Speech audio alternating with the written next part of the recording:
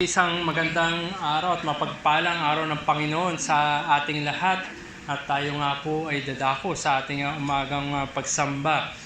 Salamat sa ating Panginoon na binigkalooban niya tayo ng lahat ng ating pangangailangan at tayo ngay ligtas na dinako sa ating lugar ng pagtitipon. Muli at good morning po sa bawat isa sa atin, at tayo nga ay narito ngayon dadakila sa ating Diyos. Makikita po natin ang schedule natin muli ay tayo merong buong araw na pagsamba, at sa hapon nga ay meron tayong mga gawain din sa ating lugar dito sa Kapalaran. A couple of announcements po bago po tayo magsimula. Unang-una po yung Pilgrim's Progress. Ito po ay nagkaroon ng extension hanggang pong October 15 para po sa pre-order price. Kung meron pang mga gustong humabol at tunay nga maging beneficial sa atin at doon din sa JRBC Calawag, ang mga gawain na ito ay suportahan po natin. Malaking tulong po ito at malayo po mararating ng mga bagay na ito, hindi lamang po para sa kanila but ultimately sa atin din sa babasa ng aklat na ito. Tandaan natin, marami pong naligtas na convert sa pamamagitan ng Pilgrim's Progress. At tayo ngayon makikita natin kung binasa natin, dadakilayan natin ng ating Diyos na tunay nga ito isang kayamanan. Kaya kung meron pa pong nais na humabol, ay inaanyaya na lumapit lamang po rin sa amin. Okay, sa November 8, meron po tayo rin parating na Bulacan Gospel Conference muli sa November 8 yan, sa Santa Maria gaganapin. Ang speakers po natin si Pastor Rene at si Pastor Ruben Sewell.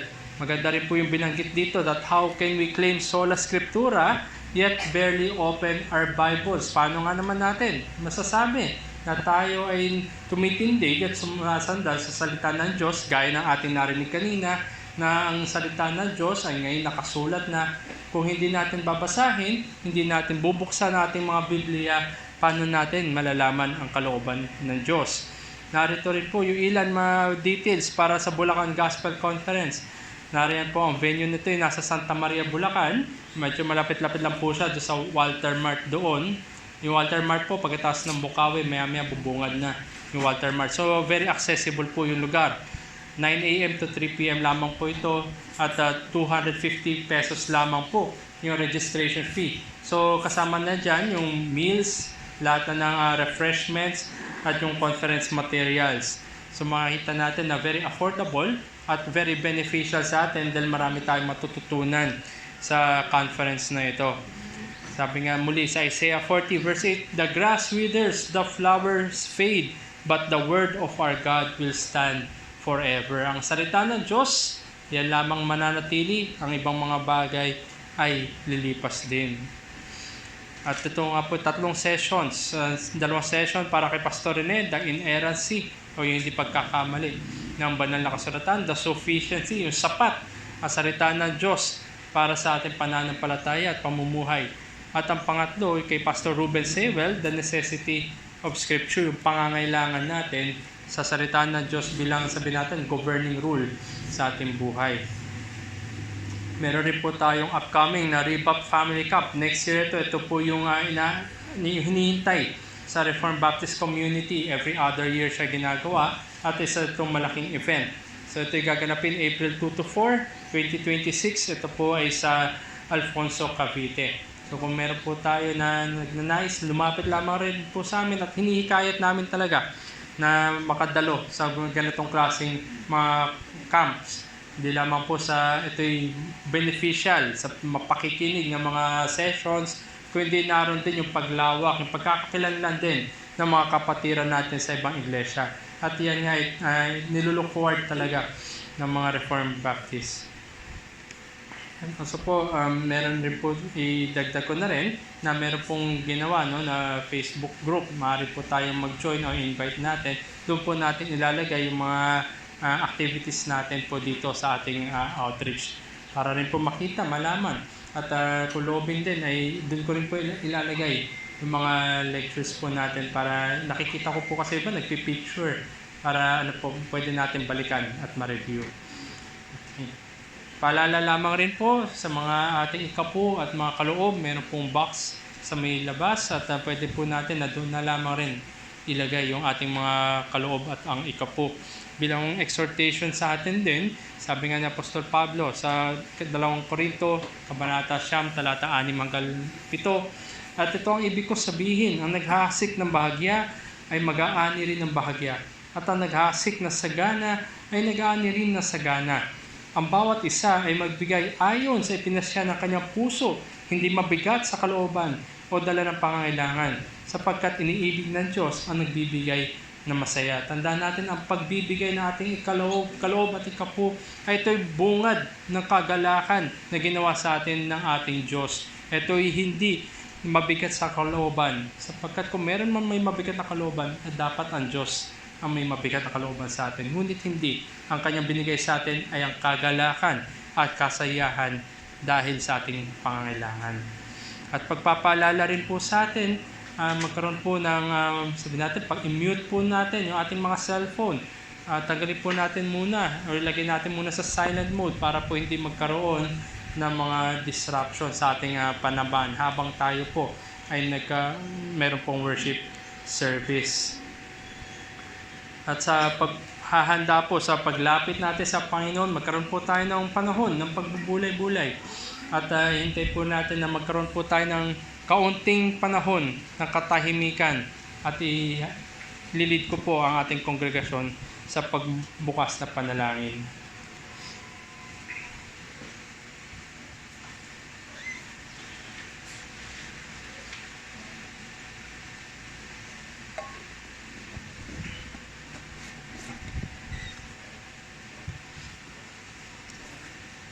Tayo po'y manalangin.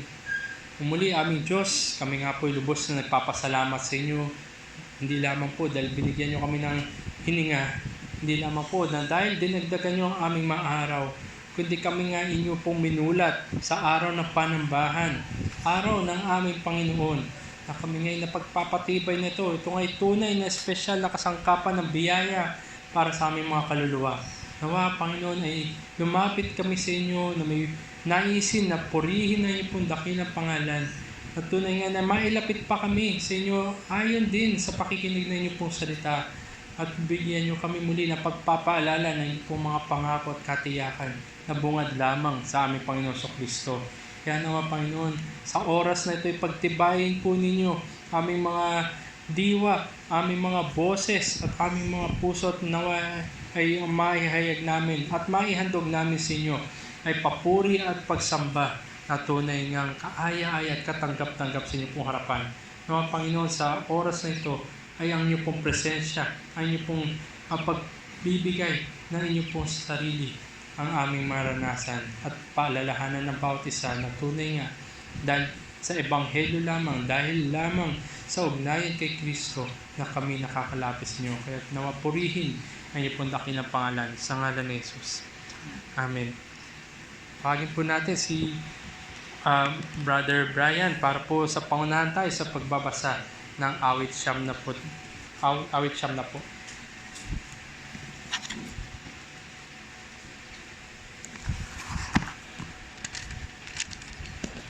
Buksan po natin ang ating mga Biblia sa mga awit, siyam na po, Psalms chapter 90. At kung nariyan na po kayo ay sabayan niyo po ako sa inyong mga kinuupuan. Panginoon, ikaw ay naging aming tahanang dako sa lahat ng salinlahi. Bago nilikha ang mga bundok o bago mo nilikha ang lupa at ang sanlibutan, ikaw ay Diyos mula sa walang hanggan hanggang sa walang hanggan. Iyong ibinabalik ang tao sa alabok at iyong sinasabi, bumalik kayo, kayong mga anak ng mga tao, sapagkat ang 1,000 taon sa iyong paningin ay parang kahapon lamang kapag ito'y nakalipas, o gaya ng isang gabing pagbabantay. Iyong dinadala sila na parang baha, sila ay nakatulog, kinaumagahan ay parang damo na tumutubo. Sa umaga, ito'y nananariwa at lumalago. Sa hapon, ito'y nalalanta at natutuyo. Sapagkat ang iyong galit ang sa amin ay tumupok, at sa pamamagitan ng iyong galit kami ay nabagabag. Inilagay mo ang aming kasamaan sa iyong harapan, sa liwanag ng iyong mukha ang lihim naming kasalanan. sapagkat sa ilalim ng iyong puot, lahat ng aming araw ay lumilipas. Nagaya ng buntong hininga, ang aming mga taon ay nagwawakas. Ang mga taon ng aming buhay ay 70 taon, o kung malakas kami ay 80 taon. Ngunit ang mga ito ay hirap at kaguluhan lamang. Ang mga ito ay madaling lumipas at kami ay nawawala. Sinong nakakaalam ng kapangyarihan ng galit mo at ng iyong galit ayon sa pagkatakot ng marapat sa iyo?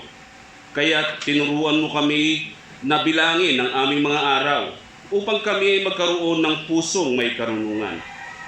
Manumbalik ka, O Panginoon, hanggang kailan pa? Sa iyong mga lingkod ay mahabag ka.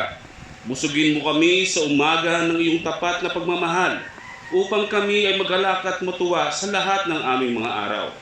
Kami ay iyong pasayahin ayon sa dami ng mga araw ng iyong pagpapahirap sa amin at kasindami ng mga taon ng kasamaan nakita namin. Mahayag nawa ang gawa mo sa iyong mga lingkod at ang kaluwalhatian mo sa kanilang mga anak. Sumaamin nawa ang biyaya ng Panginoon naming Diyos at iyong itatag sa amin ang gawa ng aming mga kamay. Oo, itatag mo ang gawa ng aming mga kamay.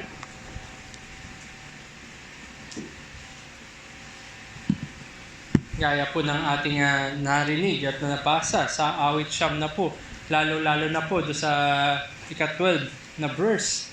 Kaya turuan mo kami na bilangin ang aming mga araw upang kami ay magkaroon ng pusong may karunungan. Tayo ay meron simula at merong katapusan. Tayo ay finite, kaya nga tinuturuan rin tayo na bilangin ang ating mga araw sapagkat meron tayong katapusan. At ang naghihintay sa atin bilang mga makasalanan ay kamatayan.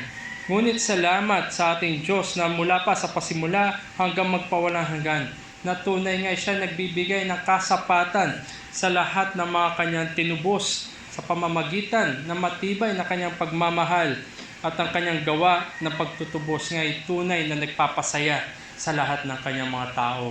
Bilangin natin ating mga araw, ngunit ganun pa man ay magpasalamat tayo sa ating Diyos na manunubos. Tayo po ay tumayo at aawit po tayo ng himno, Our God, Our Help in Ages Past. Ang ating Diyos na magpasimula hanggang sa walang hanggan ay naroon ang ating pag-asay sa Kanya lamang for the years to come, sa mga darating pang panahon.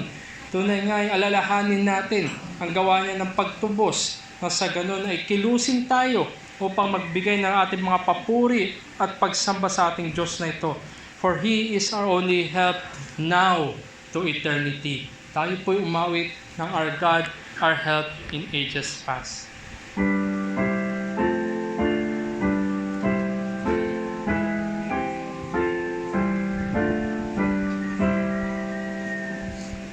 Our God, our help in ages past, our hope for years to come, a shelter from the stormy blast, and our eternal home. Under the shadow of thy throne, thy saints have dwelt secure. Sufficient is thine arm alone, and our defense is sure. Before the hills in order stood, or earth received her frame. From everlasting thou art God, to endless years the same. 1,000 angels in thy sight are like an evening dawn, short as the watch that ends the night before the rising sun. The busy tribes of flesh and blood, with all their lives and cares, are carried downward by thy flood and lost in following years. Time like an stars away. They fly forgotten as a dream dies at the opening day. Our God, our help in ages past, our hope for years to come. Be thou our guard while troubles last, and our eternal home. Amen. Makaupo na po ang bawat isa. Sa ating patuloy na pagbabasa sa bagong tipan, ay pamumuna tayo ni Brother Brian at ang babasahin po ay John chapter 8 verses 12 to 36.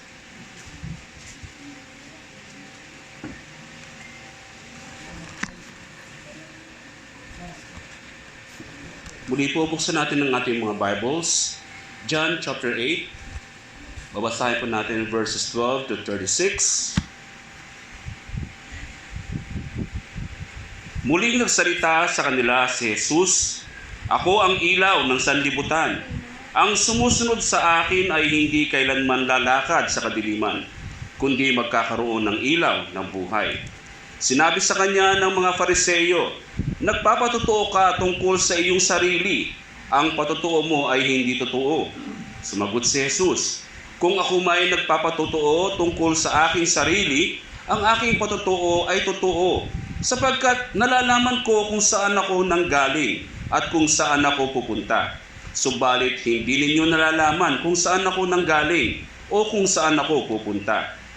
Humahatol kayo ayon sa laman. Ako'y hindi humahatol sa kaninuman.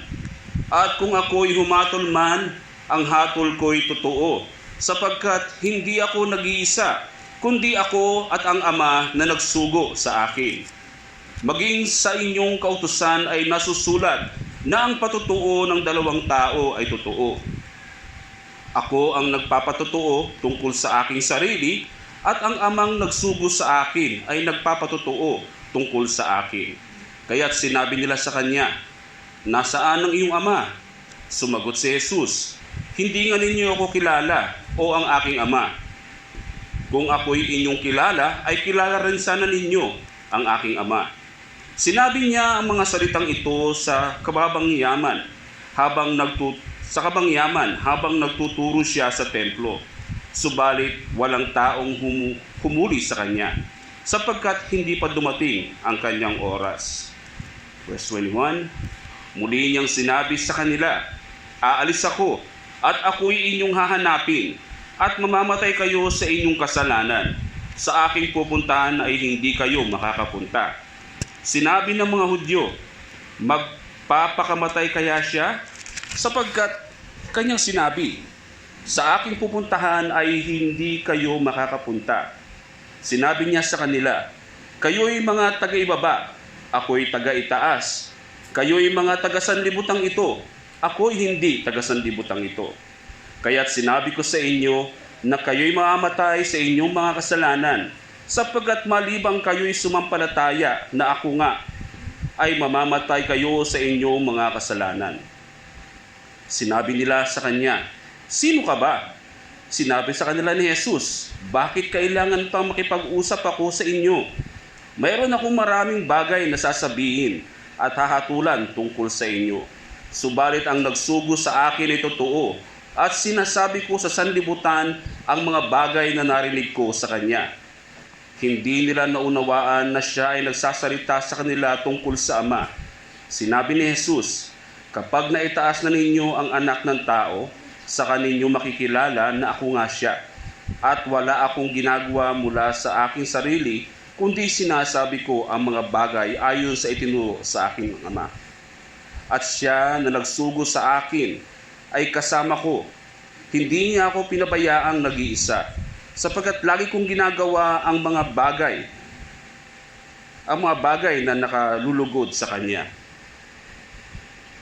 Samantalang sinasabi niya ang mga bagay na ito ay marami ang sumasampalataya sa kanya." Pagkatapos ay sinabi ni Jesus sa mga Hudyong sumasampalataya sa kanya, "Kung kayo'y mananatili sa aking salita, Tunay ngang kayo'y mga alagad ko, at inyong malalaman ang katotohanan, at ang katotohanan ang magpapalaya sa inyo. Sumagot sila sa kanya, kami mula sa binhi ni Abraham, at kailanman hindi pa naging alipin ng sinuman. Bakit mo sinasabing kayo'y magiging malaya? Sinagot sila ni Jesus, katotohanang sinasabi ko sa inyo, ang bawat nagkakasala ay alipin ng kasalanan. Ang alipin ay walang palagi ang lugar sa sambahayan. Ang anak ay may lugar doon magpakailanman. Verse 36, kaya't kung kayo'y palayain ng anak, kayo'y magiging tunay na malaya. Purihin ang pagbasa sa salita ng Diyos.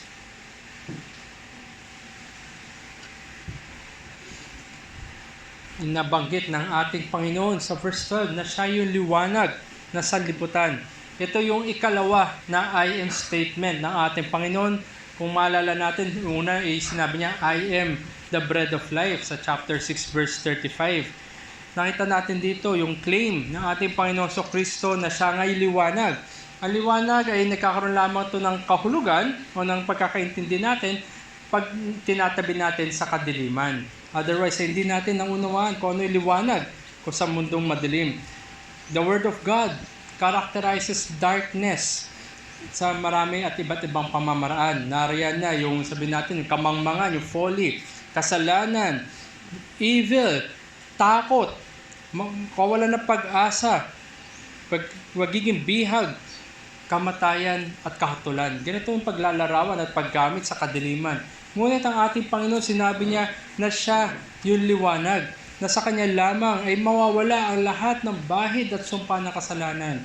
Kaya ang tawag din ay kilalanin natin ang ating Panginoon, na tayo ngay lumapit sa Kanya, na sa ganun kung saan siya papunta, kung tayo nasa Kanya, dadalhin niya tayo mismo sa Kanyang presensya.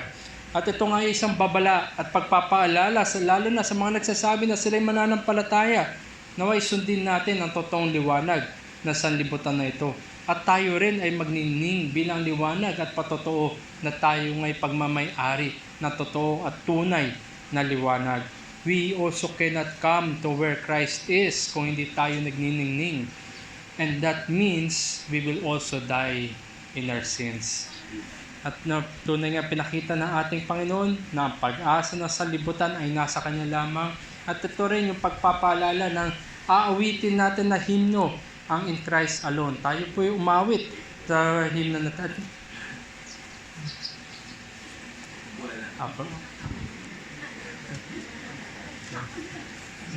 Natili po tayo ng mga tayo po yung umawit ng In Christ Alone.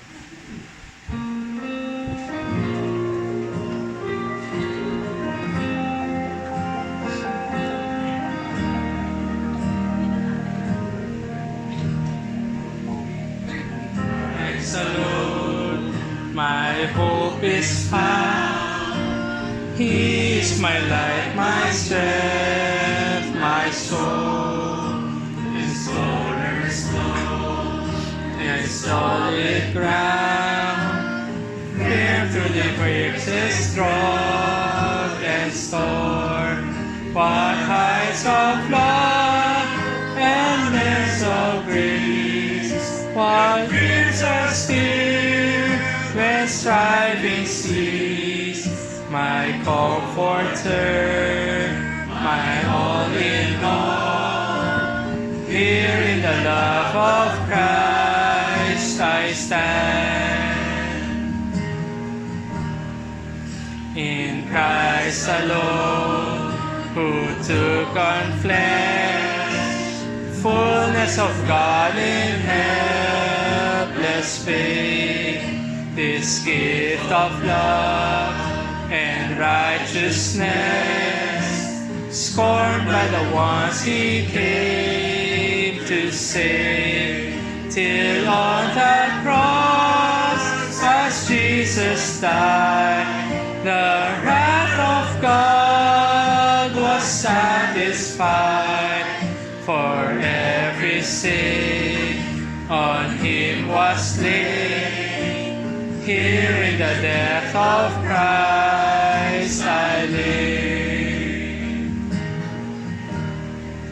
There in the ground His body lay, light of the world by darkness lay, then bursting forth in glorious day, up from the grave He rose again, and as He stands in victory, since curse has lost its grip on me, for I am His and He is mine, bought with the precious blood of Christ.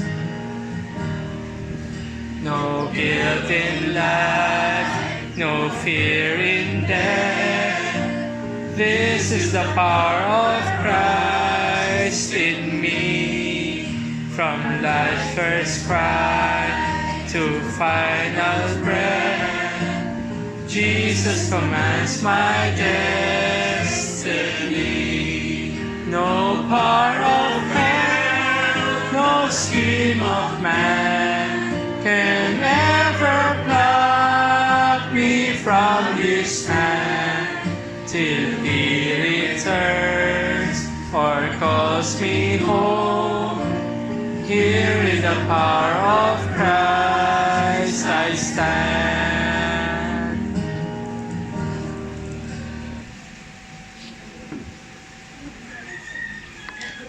Tayo manalangin. Lord, we thank You for this wonderful day. We thank You, Lord, for the blessings that You have imparted upon us all throughout the week. The provisions, the guidance, the protection, the good health, everything, Lord, came from You. Kayo po ang nagbigay sa amin ng lahat ng biyaya na ito, Panginoon. At sa pamamagitan lang ng aming Panginoon Kristo na kami ay nakatatanggap ng biyayang ito, Panginoon. Ng kaligtasan na ipinagkaloob Mo sa amin, na makakilala kami sa Iyo, Panginoon, bilang Panginoon at tagapagligtas. Iyon ay sa pamamagitan lamang ng aming Panginoon Kristo at walang iba. Kaya naririto kami, sasamba sa Iyo, magpapasalamat sa Iyo, Panginoon. Ibabalik ang luwalhati at papuri na ginawa Mo, kaming kaaya-aya sa Iyong harapan, Panginoon, sa kabila ng aming kasalanan. Kaya po, sa maghapon na to, Kayo ang aming mapuri, Kayo ang aming masamba. Sa aming pag-awit, patuloy Niyong bigyan ng sigla ang aming puso. Sa bawat titik na ito, maging papuri ito sa aming pagbigkas sa Iyong harapan, Panginoon. Sa aming pakikinig ng Iyong salita, maging sentro Ka ng aming pakikinig, ng aming puso, ng aming pag-unawa, Panginoon. Bigyan Mo kami ng karunungan na intindihin ang Iyong mga salita. Pag-isahin Niyo kami ng aming mga kapatid sa pananampalataya doon sa Morong, sa SGC, at iba pa namin kaisa sa pananampalataya, Panginoon. Kaya sa maghapon, katagpuin Niyo po kami at wala pong ibang maging sentro ng aming puso at isip kundi Kayo lamang. Ito po ang aming dalangin sa tanging pangalan ng Panginoon Kristo. Amen.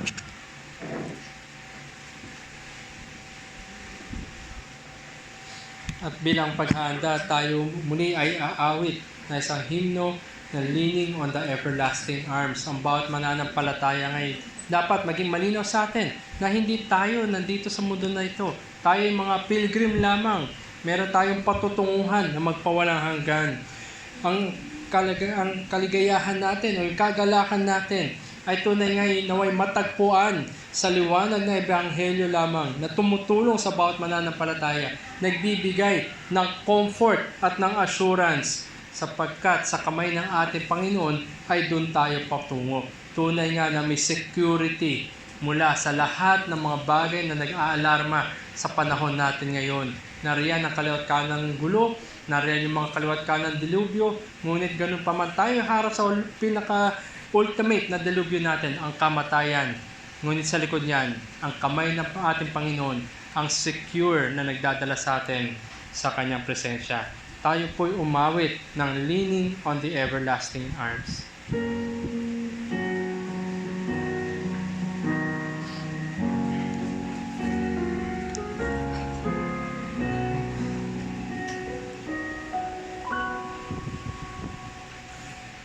What a fellowship, what a joy divine, in everlasting arms.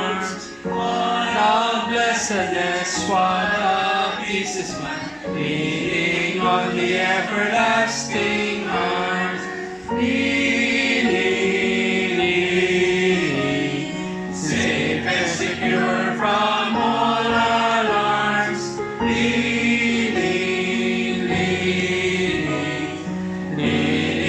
on the everlasting arms.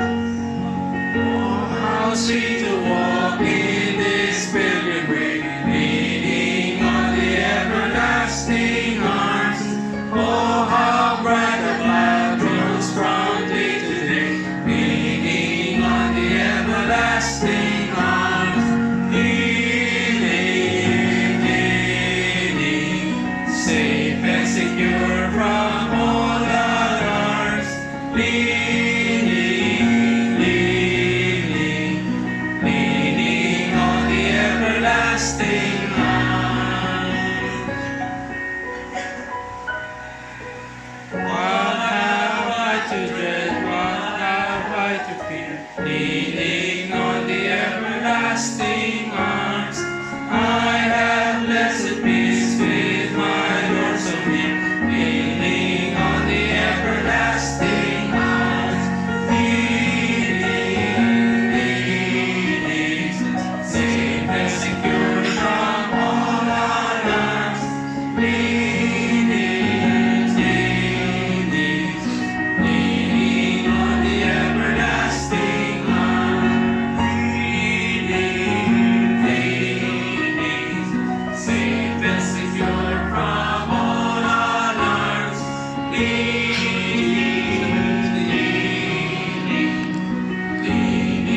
on the everlasting arms.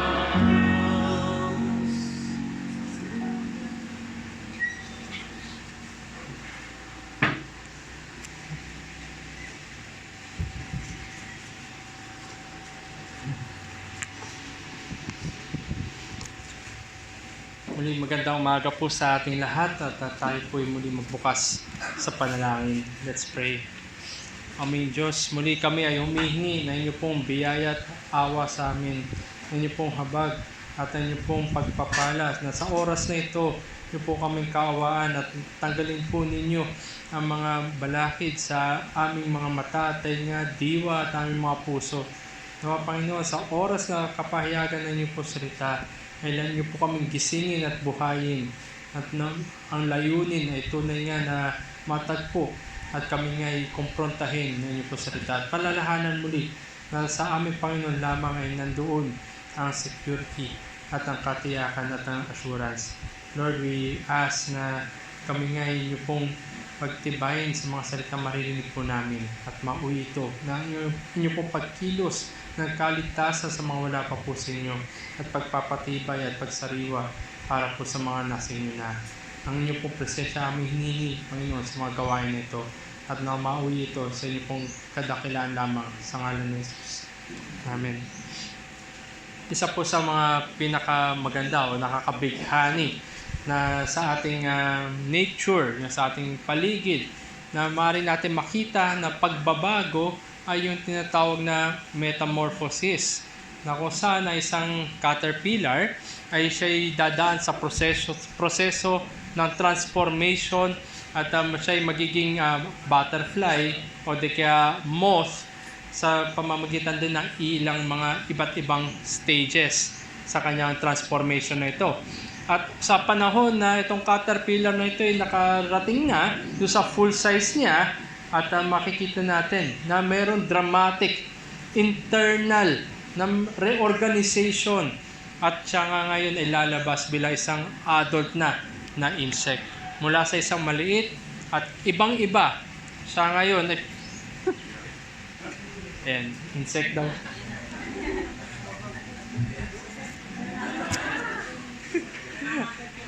Wag mo.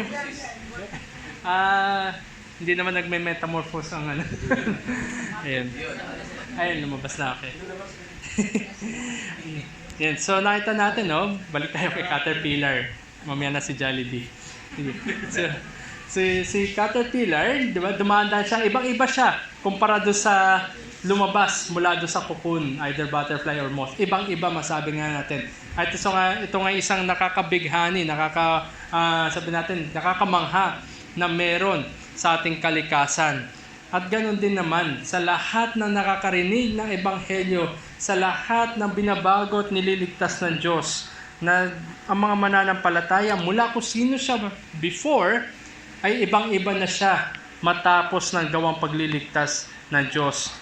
Yan ay greater transformation kumpara sa metamorphosis. Mula sa isang makasalanan na tao at siya ngayon ay binago patungo sa isang mananampalataya na sinisikap na luwalhatiin ng Diyos sa pamamagitan ng kanyang buhay. Ang transformation na yan ay evident sa bawat tinubos ng Diyos sapagkat sila ay bagong nilikha. At yan nga rin nawa makita sa bawat isa sa atin na nagsasabi na tayo na kay Kristo, that greater transformation brought about by the gospel. Sa ating pagpapatuloy ng ating nasimulan na pagtatalakay sa sulat ni Apostol Pablo sa mga taga-Thessalonica, muli ay tingnan natin at buksan natin ating mga Biblia sa 1 Thessalonians chapter 1. Babasahin ko po ang verses 1 to verse 7 para paalalahanan tayo kung ano po yung mga natalakay natin nung una. 1 Thessalonians chapter 1 verses 1 to 7, pero ang pinaka-focus po natin sa umaga na to ay yung 5, 6, and 7 lamang. Si Pablo at sina Silvano at Timoteo sa iglesia ng mga taga-Thessalonica na sa Diyos Ama at sa Panginoong Hesukristo sumainyo nawa ang biyaya at kapayapaan. Nagpapasalamat kami lagi sa Diyos dahil sa inyong lahat na tuwing ay binabanggit namin kayo sa aming mga panalangin. Aming inaalala sa harapan ng ating Diyos at Ama ang inyong gawang mula sa pananampalataya, pagpapagal sa pag-ibig at katatagan na pag-asa sa ating Panginoong Hesukristo.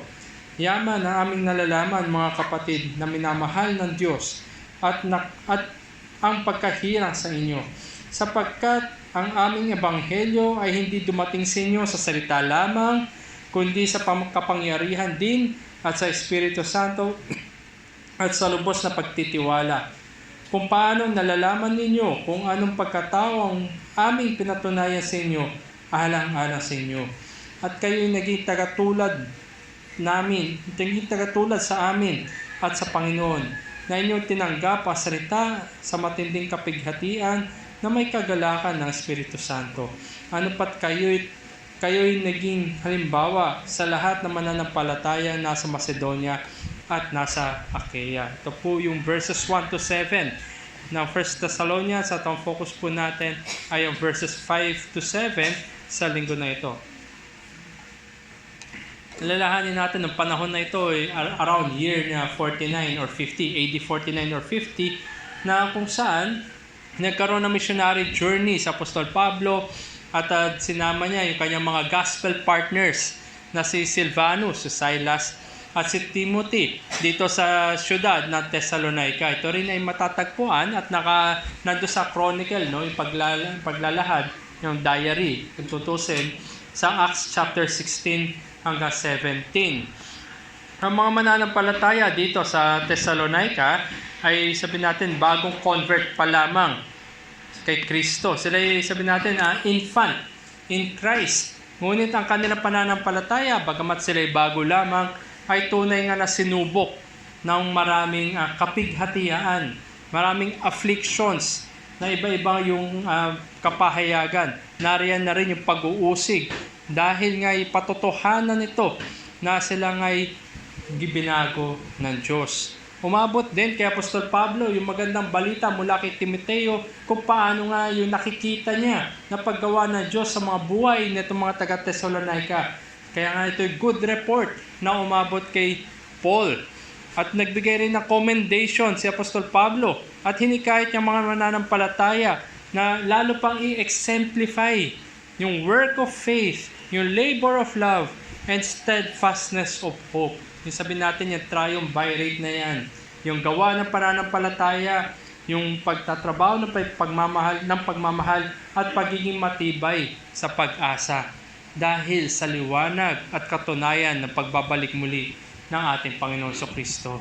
Nawa ay matagpuan sila na ganoon at tayo rin ngayon, matagpuan rin tayo ng ating Panginoon that with that work of faith, labor of love, and steadfastness of hope. Tayo ngayon ay nandito na sa verses 5 to 7 at ang dala-dala ko pong mensahe sa atin sa umaga na ito. Faithful proclamation of the Word of God received through the power of the Holy Spirit transforms hearers into faithful bearers. Ang tapat na pagpapahayag na salita ng Diyos na natatanggap sa pamamagitan ng kapangyarihan ng Espiritu Santo ay nagbabago ng mga tagapakinig tungo sa tapat na tagadala. So naroon ng mga kapatid, tapat na pagpapahayag, nila'y napakinggan at ngayon mula sa tagapakinig, babaguhin sila ngayon bilang tapat na tagadala. From faithful hearers, tinatransform ang mga nakarinig at binago ng Diyos patungo sa isang faithful bearer of the gospel. Marami nga po sa panahon natin ngayon ang nakatuon sa mga bagay na milagro, miraculous. Ngunit pag sinabi ng Apostol Pablo ng kapangyarihan, yung power, hindi siya tumutukoy doon sa mga miracles na yon.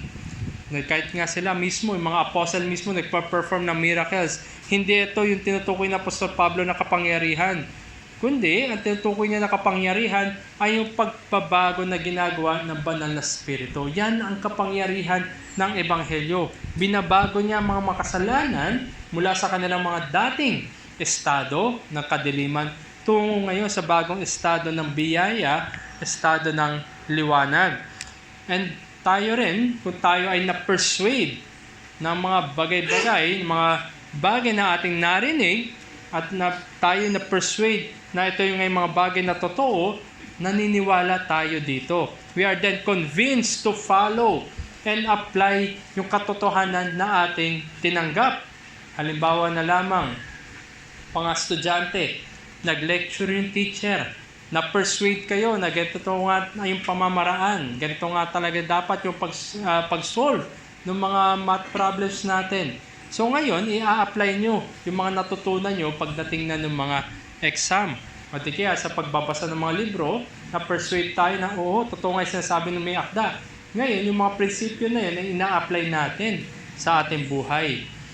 At kung meron tayong hinahawakan o na-persuade tayo na totoo, kung hindi natin paniniwalaan yan, bagamat yan ay totoo, ay nasa atin yun. Meron na tayo parang problema. Kuwari, tinuruan tayo sa eskwelahan. 1 plus 1 equals 2. Pero sa iyong paniniwala, yan ay 3. Yan ay counterintuitive. Yan ay, sabi natin, salungat sa iyong sinasabing totoo. Applying what was perceived as true is translated from knowledge, sa kaalaman, into action. Tayo ngayon kinikilos based sa nalalaman at naunawa natin na bilang totoo. At ang pananampalatayang Kristyanismo ay hindi exempted sa ganyan. Mga bagay na hinahawakan natin ng mga totoo, mga doktrina at salita ng Diyos na sinasabi natin totoo, yan ngayon ang nagpapakilos sa atin. Nakaakibat na salitang totoo. Mahirap nga naman kung sinasabi natin totoo ang salita ng Diyos. Ngunit ang pagkilos natin at pamumuhay natin ay taliwas sa salita ng Diyos. Yan ay maging mas malaking kahatulan. Ngunit balikan natin dito sa 1 Thessalonians chapter 1 at ayon din sa ating nabasa at napakinggan, naroon ang katapatan ng kanilang pamumuhay na kaakibat sa pagbabago ng Ebanghelyo. Kaya mula sa mga tagapakinig tungo sa tapat na tagadala. Ang tapat na kapahayagan ng salita ng Diyos ay may pagbabagong ginagawa sa mga tagapakinig tungo ngayon sa kanilang pagiging tapat na tagadala. So unay tingnan natin yung tapat na kapahayagan ng salita ng Diyos na natatanggap ngayon ng mga tagapakinig. Dito sa verse 5, sabi ni Apostol Pablo, sapagkat ang aming ebanghelyo ay hindi dumating sa inyo sa salita lamang, kundi sa kapangyarihan din at sa Espiritu Santo at sa lubos na pagtitiwala. Kung paano nalalaman ninyo kung anong pagkataong aming pinatunayan sa inyo, alang-alang sa inyo. Nandun yung alang-alang sa inyo. Alang-alang sa inyong mga tagapakinig. Nakita nyo kung anong uri, anong klaseng mga tao kami. Si Apostol Pablo ay naging personally involved dito sa buhay ng mga mananampalataya sa Thessalonica. At doon din sa kanyang pakikisalamuha, at dahil nga siya personally na involved, nakita nila ngayon kung sino at ano yung pagkatao ni Apostol Pablo. At dahil kaakibat na kanyang pamumuhay ang kanyang pinapangaral, ngayon ay sila na-persuade. At hindi lamang sila basta na-persuade, kumilos ang banal na Espiritu sa kanila upang manampalataya at paniwalaan nila sa Apostol Pablo bilang totoo.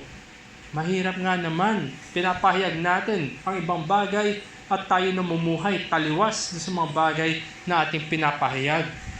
Paul also became personally involved sa buhay na yan, sa buhay ng mga taga-Thessalonica. Very much visible, wala na siyang maitago, wala siyang itinatago sa kanila. Ganon kahaba at ganon ka-close ang kanilang pagsasama.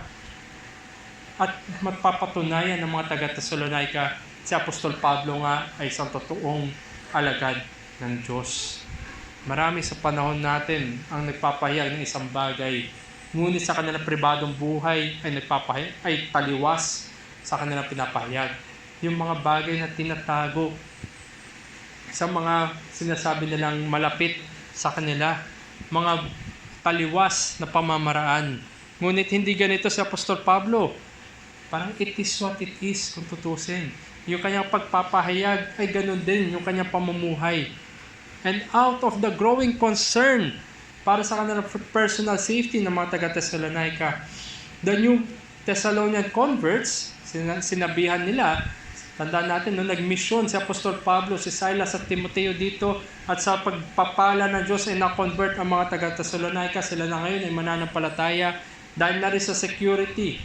Dahil nga nandun yung pag-uusig, yung lakas na pag-uusig ng nangusap ngayon ng mga taga-Thessalonica na sila Apostol Pablo, si Silas at si Timothy ay pumunta muna sa ibang lugar sapagkat nagkaroon sila ng mas malawak na pananaw. Meron pang at magagamit ng Diyos si Paul, si Silas at Timothy para rin sa mga ibang bayan na hindi pa nakakarinig ng Ebanghelyo. Nagpapasalamat sila sa gawa ng Diyos na pinadating doon sila Apostol Pablo. At dahil nga sa kanilang pamumuhay, sila'y nabago. At ngayon, dahil sa harapan na matindi pag-uusig, nakita nila na meron pang mga makasalanan na hindi pa nakakarinig. Mas maganda na nandun muna sila. Ang persecution, yung pag-uusig na ito, serve the good purpose of God, evidencing the power of the Holy Spirit. Bagamat lumisan sila Apostol Pablo, si Silas at si Timothy, naiwan ng mga mananampalataya taga-Thessalonica na bata pa lamang sa kanilang pananampalataya. Ngunit sa pagkilos ng banal na Espiritu, sila pa'y lumago sa harapan ng mga pag-uusig. Kaya ngayon, report na ito yung umabot kila Pablo. At sila ngayon may kagalakan sapagkat nakita nila na tunay nga ang conversion nitong mga taga-Thessalonica. Totoo nga na sila'y binago ng Diyos, hindi sa kanilang sariling kagustuhan lamang. Kaya ang punto na makita natin sa ganitong mga kaparaanan, kaganapan, the gospel transforms the position of ministers from people of the world to the kind of people for the sake of the word. Binago. Tandaan natin, hindi naman exempted si Pablo kung sino siya bago siya baguhin ng Diyos. Siya nga yung mismo nag-uusig, nagpapapatay sa mga mananampalataya. Kung si Apostol Pablo ay binago ng Diyos, kinatagpo ng Diyos mula sa isang sabihin natin minister para sa mga Pariseo, siya ngayon ay binago upang maging minister na salita ng Diyos para sa mga makasalanan. At ito ngayon, ang mga taga-Thessalonica na napakinggan nila at nakita nila pamumuhay ni Apostol Pablo na siyang binago ng Diyos, sila ngayon ay binago din ng Diyos mula sa pagiging mga makasalanan. Sila na ngayon at tagapahayag at tagapatotoo ng pagbabago ng Ebanghelyo dahil sa kapangyarihan ng banal na Espiritu. Without the power of the Holy Spirit, the best men are mere fallen men at their best. Kung sa kanilang pagsisipag lamang, halimbawa si Apostol Pablo, kung sa kanyang pagsisipag lamang na bugoy ng kanyang sarili. Ngunit wala roon ang kapangyarihan ng banal na Espiritu. Ang kanyang pagbabago panlabas lamang. Siya ay makasalanan pa rin at hindi niya matatago ang kanyang mga kasalanan sa kanyang mga ginagawa. Kung magkaroon tayo siguro imagination na pumunta si Apostol Pablo doon sa taga-Thessalonica, ngunit hindi naman pala siya talagang binago ng banal na Espiritu. Anong sasabihin ng mga taga-Thessalonica? Ika'y mapagkunwari, ika'y nandaraya lamang, ikaw ay huwad. Bagamat totoo ang iyong sinasabi, ngunit ang iyong pamumuhay ay taliwas, hindi ka namin paniniwalaan. Sa oras na nawala yung tiwala ng tao sa kapwa-tao, susunod na yung kanya sinasabi. Bagamat totoo o tama yung kanya sinasabi, naroon na ang lamat ng pagdududa. Faithful men called to minister the word of God are used by God to evidence the gospel for the sake of the people of God and not to be an instrument of stumbling to all men. Ang isang binago ng Diyos na ngayon ay meron na siyang daladalang salita ng Diyos. Pinapahayag niya ito hindi lamang doon sa kanyang kaalaman o sa kanyang sinasabi, kundi dapat ay kaakibat ang kanyang pamumuhay alang-alang sa mga tagapakinig. Alang-alang na merong maligtas. At siya ngayon ay hindi dapat maging instrumento ng katitisuran para sa ministeryo o sa mga ministry. Mahirap magkaroon, sabihin natin, ng evangelism o evangelical work o yung mga gawa ng pagpapahayag ng ebanghelyo. Kung alam naman ng mga tao, sabihin natin yung nagpapahayag na yan ay mandurugas, magnanakaw. Mahirap magkaroon ng convert o ma-persuade sa pananampalataya kung yung tao na yun ay alam ng mga tao na taliwas ang kanyang lakarin. Bagamat totoo yung mga kanya sinasabi, pero kung hindi ito tugma at hindi ito nagbubunga ng tamang pamumuhay, yan ay katitisuran. At anong ginagawa nito? Lalo pang nailalayo yung mga tao. Sabihin, Christian. Pero yung leader nyo ganyan. Marami akong alam sa iyo. Hindi mo may tatago yung mga bagay na yan. At ikaw ngayon ang nagtatago lamang bilang isang sinasabi mo kay Christian. Tandaan natin, sabi nga ng ating Panginoon, sino man ang gumagawa ng katitisuran, siya ay matitisod hanggang sa kahatulan. Kaya yan mabigat. At maging babala rin sa atin, mga kapatid. Sabi natin na tayo mananampalataya, nawa ang pamumuhay natin sana ay kaakibat ng pananampalataya na yun. And more often than not, Christians in general and preachers, kasama na ako dun, o di kaya mga pastor in particular, demonstrate the misalignment between the word proclaimed and the messenger. Naroon, sa mga naghahatid na salita ng Diyos, hindi rin ako exempted. Lahat dapat ay sinusuri natin. Mga nangunguna, mga elder, mga pastor, kahit nga rin mga tumatayo sa mga pulpito. Marami tayong alam na nangyaring misalignment. Hindi naman lingid sa ating kaisipan. Marami, lalo na yung mga tinatanghal natin, yung mga tanyag. Marami ang bumagsak. At ang iba ngay, nalaman na lamang natin after na nilang pumanaw. Sila ngayon ay nagiging stumbling block sa mensahe ng Ebanghelyo.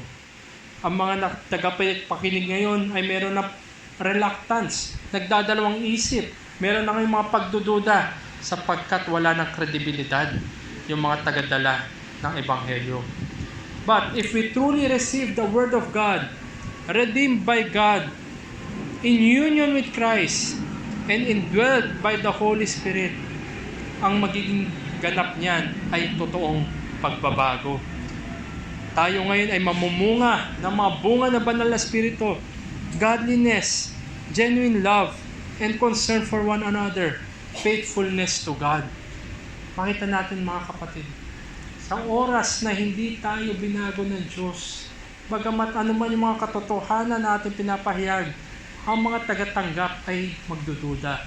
Ngunit kung totoo tayong binago ng Diyos at yung pinapahayag natin ay katotohanan ng Diyos, ang mga tumatanggap na binago ng Diyos ay bubunga. Napakalaki ng pinagkaiba. Napakalayo ng resulta. At ang isa ay magbibigay lamang ng kaluwalhatian sa Diyos. Ngunit ang kabila ay lalo lamang lulubog sa kahatulan. Kaya ang babala dito para sa ating lahat, the credibility of the human witness for the Word of God applies not only to ministers but also to every Christian. Bawat nagsasabi na tayo mananampalataya, tayo nagpapatotoo sa salita ng Diyos. At kung tayo nagpapatotoo sa salita ng Diyos, sinasabi natin na tayo mananampalatayang binago na ng Diyos, ang kredibilidad natin ngayon ay at stake. Mamuhay tayo bilang Kristiyano. I-evidence natin yung pagbabagong ginawa ng Ebanghelyo sa atin sapagkat napakahalaga ng ating pagkatao. Yan na nga yung unang nakikita ng mga tagapakinig.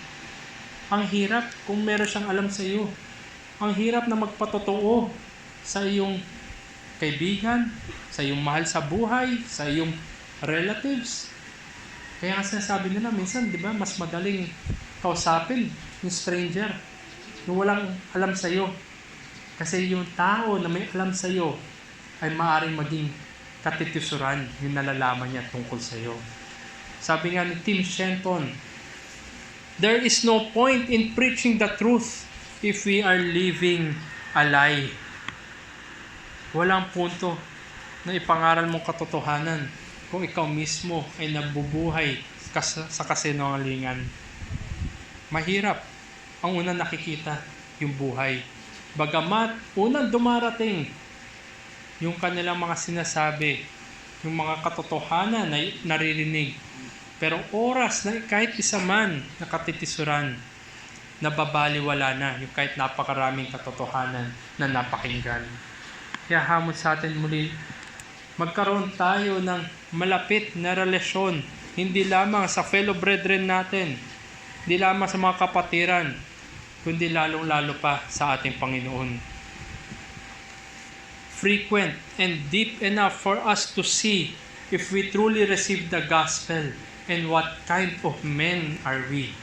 Magkaroon tayo ng malapit na ugnayan, malapit na relasyon. Magkakakilanlan tayo na sa ganun ay tunay nga masabi natin na si kapatid na ganyan, si brother ganyan, ay nagpapatotoo ng Ebanghelyo. Na nakikita sa ating buhay na tunay nga tayo binago ng Diyos at hindi sa ating pagpipilit lamang magbago. Let us personally know the life of those who minister the Word of God to us. Let us personally know our brethren in our congregation. Huwag tayo naman mauwi doon sa tinatawag na cult of personality. Na tayo naniniwala sapagkat sabi ni ganyan at ni ganito. Tingnan mo, suriin mo yung kanyang buhay. Hindi tayo nagkakampi-kampihan lamang dito. Kundi ang patotoo ng salita ng Diyos ay kaakibat ng patotoo sa buhay na binago ng Diyos. Naway wag tayong mauwi sa mga bagay na pinaninindigan natin dahil siya ay sikat, siya ay prominente, at nakikita ko sa kanya yung mga bagay na ganun. Such men will never be perfect in any way, but there should be strong correspondence between their message and their life. Buhay at mensahe ay magkaakibat. At ang motivasyon dito sa ganitong paraan na bakit magkaakibat ang buhay at ang mensahe ay sala-alang-alang sa inyo. Naroon ang concern ni Paul, ni Silas at ni Timothy para sa mga taga-Thessalonica. At ganoon din dapat yung concern ng bawat nagpapahayag na salita ng Diyos. Alang-alang sa mga tagapakinig. At ang ikalawa ay makita natin, ayon sa pagkapakinig, meron siya binago at kaakibat ng pagbabago na yun ang buhay na isang totoong mananampalataya. Next level, mula sa tagapakinig, siya ngayon ay tapat na tagadala na. Hindi ito naiiwan sa nagpapahayag. Hindi ito naiiwan, sabihin natin sa pastor o sa preacher lamang, kundi kayo ngayon na napakinggan nyo ang ebanghelyo at katotohanan na salita ng Diyos. Kayo ngayon ang masusuri bilang tapat na tagapakinig tungo sa tapat na tagadala na salita ng Diyos na natanggap. Sa verse 6, sinabi ng Apostol Pablo, at kayo'y naging tagatulad sa amin at sa Panginoon. Paano ba sila Apostol Pablo? Sila'y binago ng Diyos. Sila'y naghahatid ngayon ng ebanghelyo, nagpapahayag ng katotohanan na salita ng Diyos. At ganito rin nawa yung makita sa mga tagapakinig. Kung sila nga'y binago ng Diyos, sila ngayon ang tagadala ng ebanghelyo, tagapatotoo ng pagbabago dahil ng ebanghelyo. Paul made careful note to the Thessalonian brethren on how they have responded, kung paano sila tumugon sa kanilang napakinggan na salita ng Diyos, na sinabi nila ito'y tapat, may kapangyarihan, at may patotoo na kasama dahil sa nagpapahayag. Bagamat tinanggap nila ito na mayroon napakadaming afflictions o yung kapighatian, napakadaming pag-uusig, ganun pa man, sila'y lumago, sila'y bumunga dahil totoo ang kanilang pagbabago. Sabi nga niya, with joy in the Holy Spirit, dito sa verse 6, may kagalakan ng Espiritu Santo. Kung ikaw ay nagagalak sa isang bagay, ay the more na ito yung pinapayag, ito yung sinishare para rin malaman ng iba. Kung ikaw ay nalulungkot sa isang bagay, siguro tinatago mo na lang sa iyong sarili, baka ma-depress lang rin yung sinisharean. Pero ito'y kagalakan ng Espiritu Santo. Meron siyang joy ngayon na magpahayag. Hindi lamang na siya'y tumanggap, hindi lamang siya'y nakapakinig, kundi hindi nakakontain yung kagalakan na ito. Ito ngayon ay kanyang pinapahayag din sa iba. In spite of all nung kapighatian na yan. Hindi natin sinasabi na baliwala yung mga afflictions na yan. Kundi sa likod ng mga afflictions at kapighatian na yan, ay umusbong yung kagalakan. Naroon, nangibabaw yung kagalakan na yan. Natakpan niya ngayon yung mga kapighatian. Kaya anuman yung mga pag-uusig, anuman yung mga kapighatian na yan, nariyan ang kagalakan. Kung kaya ang tunay na binago ng Diyos, ang kagalakan na binigay sa kanya ni Kristo ay hindi mawawala. Kahit nga sa harapan ng kamatayan, ang mga nauna na sa atin ng mga banal, ang mga tinatanaw natin ng mga fathers in the faith, sila'y humarap sa kamatayan. O di kaya nga, yung mga inuusig sa ibang bayan, lalo na yung mga nalalaman natin, no? Yung mga may nakatapat na yung baril. Last chance, i-deny mo ba yung Panginoon? Dahil nga, higit na matimbang at hindi masisira, hindi makukuha ang kagalakan na yan, sila ay tumitindi sa likod ng kahit anong kapighatian. At sabi dito ng Apostol Pablo sa verse 7, ano pat kayo'y naging halimbawa sa lahat ng mananampalatayang nasa Macedonia at nasa Achaia. Bagamat sila bata pa lamang sa pananampalataya, sila na ngayon yung naging halimbawa. Sabi natin, ang bilis, nagpatotoo. Hindi na ngayon makontain na tunay nga may pagbabagong ginawa ang Diyos sa kanila. The Thessalonian hearers, sila yung unay tagapakinig lamang. Then they became bearers. Sila na ngayon ay tagapagdala ng parehas na ebanghelyo na kanilang natanggap. Sila ngayon ay nagpapatotoo na sa ebanghelyo na ito at ang pagbabagong ginawa ng Diyos. The gospel transforms the position of hearers that were called into faithful bearers of the word received. Gayahin natin si Apostol Pablo. Siya'y binago. Ngayon, yung sa kanyang pagpapayag ng ebanghelyo, ang mga taga-Thessalonica ay binago ng Diyos. Purihin ng Diyos. Ngunit hindi doon natapos. Ang mga taga-Thessalonica na nakadinig ay binago rin ng Diyos. Sila ngayon ay tagadala na salita ng Diyos at nagpakita ng bunga ng banal na Espiritu sa kanilang pagbabago. At ngayon nga ito'y sabi natin, umaalingaw-ngaw na, nag-e-echo na. Hindi na ito'y matago sapagkat ang kagalakan nila ay bunga ng banal na Espiritu. Naway makita natin, dikit-dikit lahat yan. Ang isang binago ng Diyos ay kanyang gagamitin upang magbago o maging instrumento ng kanyang salita upang magbago din at baguhin din ang makakapakinig ng mensahe ng Ebanghelyo. At ito nga'y umabot sa atin ngayon na sinasabi natin na tayo binago ng Diyos mula sa mga bagay na ating napakinggan. Tayo ngayon ay nagpapatotoo, pinapahayag natin at kaakibat ang buhay na binago ng Diyos. Those who have been called and believe in Jesus Christ are then called to replace the sinful and worldly patterns in our lives by imitating the biblical patterns of whom we believe in. Walang iba at ultimate na modelo natin kundi ang ating Panginoon Kristo. Naroon dahil sa kanyang pagbabago, na kagaya na sinabi ng Apostol Pablo, imitate me as I imitate Christ. Tayo rin, ini-imitate natin yung buhay na nagpahayag sa atin, but ultimately, ini-imitate natin ang ating Panginoong Kristo. Sa ganitong paraan, yung discipleship na tinatawag. At yan nga'y natututunan sa paggaya.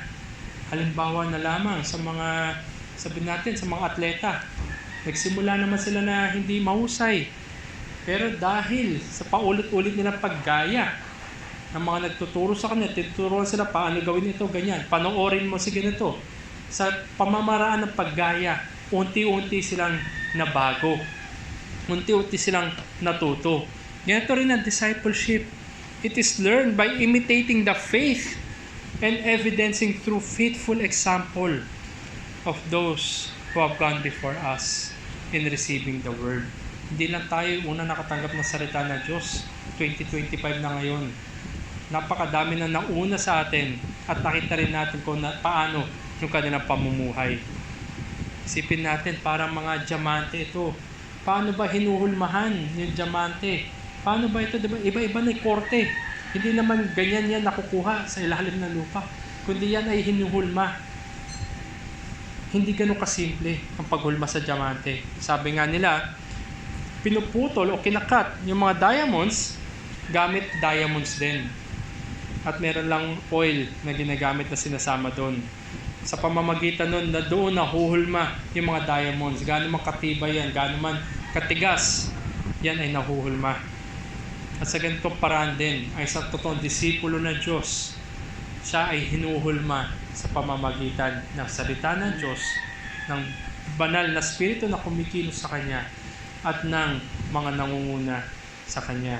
Nang sa ganon, ang Kanyang pamumuhay ay hinuhulma ayon sa salita ng Diyos at ayon sa kalooban ng Kanyang tagapagligtas. Lahat tayo mga kapatid, mga kaibigan, lahat tayo ay dumadaan sa kapighatian. Lahat tayo ganun. Iba-iba yung sabihin natin timpla ng kapighatian natin. Wala siguro sa atin na sabihin natin na amin na hindi dumadaan sa mga ganun. Lahat tayo may mga pinagdadaanan. Ngunit ano pa man yan, gaano man kalalim yan, unang-unay nariyan ang iyong kapatiran upang magbigay ng aliw, ng comfort sa iyo, magbigay ng encouragement sa iyo, at i-point ka pabalik sa ating Panginoong Kristo. Sa ganyang paraan ay napapatunayan natin sa ating pamumuhay na ang Ebanghelyo hindi para sa atin lamang, kundi ang Ebanghelyo ay kailangan rin ng aking kapatid, kailangan rin ng aking kaibigan, at kailangan nating lahat. As we suffer afflictions of any sorts, our eyes, yung mataban natin, ay nandito sa mundo, o ang mata natin ay nasa kapatiran, nasa kaibigan na nangangailangan ng malasakit natin. Kung tayo ay binago ng ating Panginoon, bungad ng ating napakinggan na Ebanghelyo, tayo ngayon ay dapat kumikilos bilang tagadala ng mensahe ng Ebanghelyo. Hindi lamang para sa mga wala pa kay Kristo, kundi para rin sa mga kapatid natin na nanghihina. Ito yung isang bagay na nawawala siguro sa mga, lalo na sa mga mega churches, sa mga malalaking kapulungan. Wala na doon yung sabi natin pagkakakilanlan. Bagamat sinasabi nila na sila yung mga miyembro, pero hindi sila magkakakilala. Hindi nila alam yung mga pinagdadaanan ng kapatiran. Mas maganda pa, nawa, kahit sa may isang maliit na pagtitipon, naway magkaroon tayo ng malapit na ugnayan. Nang sa ganun ay nakapagbigay tayo ng comfort, ng encouragement nakikita rin ng iba kung paano kumikilos ang Diyos sa atin. At nagpapatotoo din ang iba kung paano nga binago tayo ng Diyos sa ating pamumuhay. Tanging ang mga nakatanggap lamang ng tapat na pagpapahayag ng salita ng Diyos at binago ng kapangyarihan ng Banal na Espiritu ang siyang toong nababago mula sa tagapakinig tungo sa tagadala. Sila lamang yun. Kaya ito nga'y isang babala muli sa atin lahat na tayo, siguraduhin natin na tayo binago ng kapangyarihan ng Diyos, hindi mula sa ating sarili. At siguraduhin din natin na tayo nga ay hindi na nanatiling tagapakinig lamang, kundi ito'y may kaakibat na pamumuhay ayon sa ating napakinggan.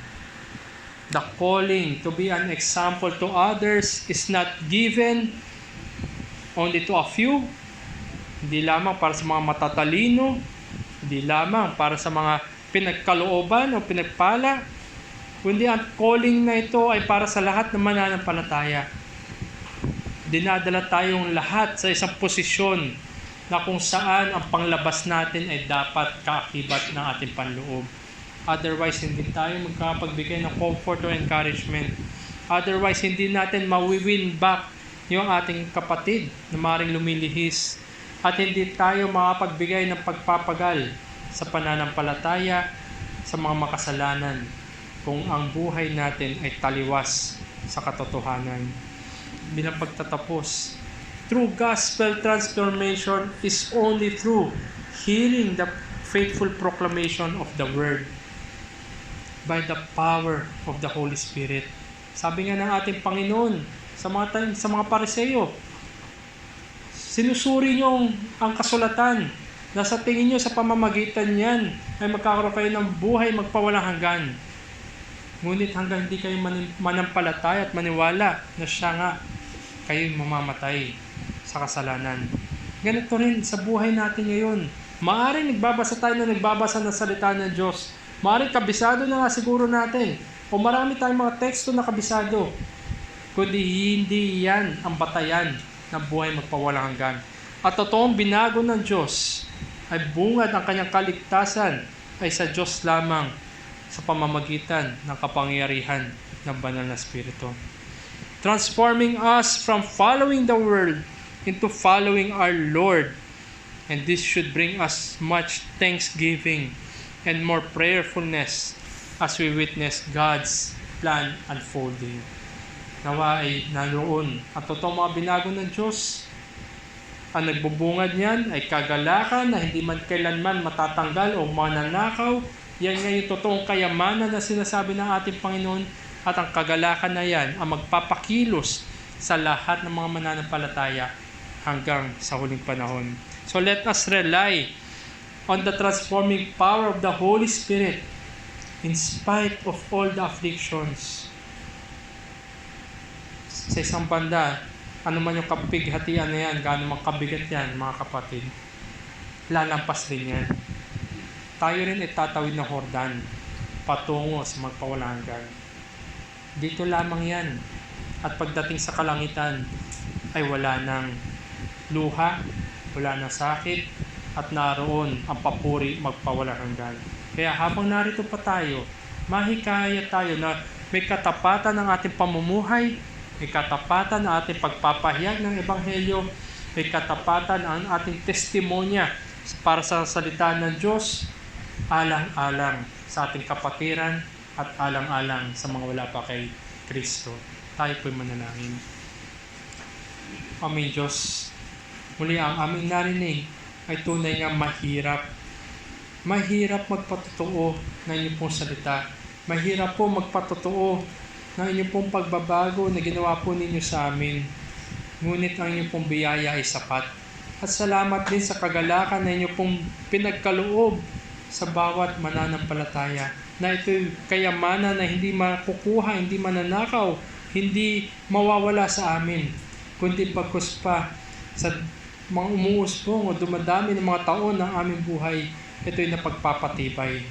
Nasa ganon, dalangin namin na samahan niyo rin po kami sa ministeryo ng Banal na Espiritu sa aming pagpapatotoo. sa aming mga pamumuhay na kaakibat ng inyong pong salita.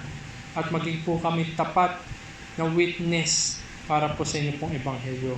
Patawarin niyo kami sa mga panahon na kami naging katitisuran. Patawarin niyo rin po kami sa mga panahon na kami nanlalamig sa mga kapatiran.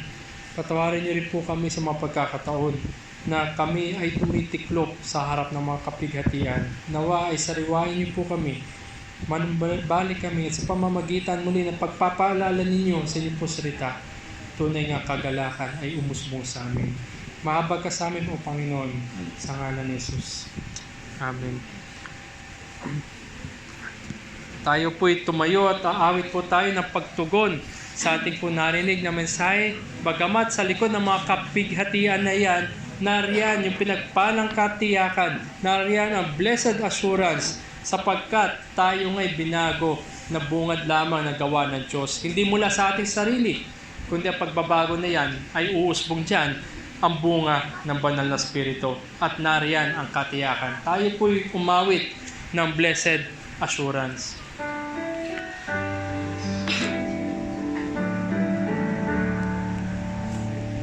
Blessed assurance, Jesus is mine. Oh, what a foretaste of glory divine. Heir of salvation, purchase of God, born of His Spirit, washed in His blood. This is my story. This is my song, praising my Savior all the day long.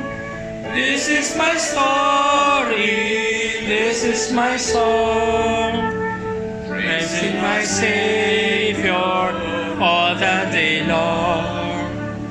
Perfect submission, perfect delight, visions of numbers on my side, angels descending, bring from above, echoes of mercy, whispers of love. This is my story, this is my song, praising my Savior all the day long. This is my story, this is my song, praising my Savior all the day long. Perfect submission, all is at rest. I and my Savior unhappy and blessed, watching and waiting, looking above, filled with His goodness, lost in His love. This is my story, this is my song, praising my Savior all the day long. This is my story, this is my song, praising my Savior all the day long. Let us pray. Lord, the message is clear. Let us be transformed from being hearer to bearer of the word, Lord.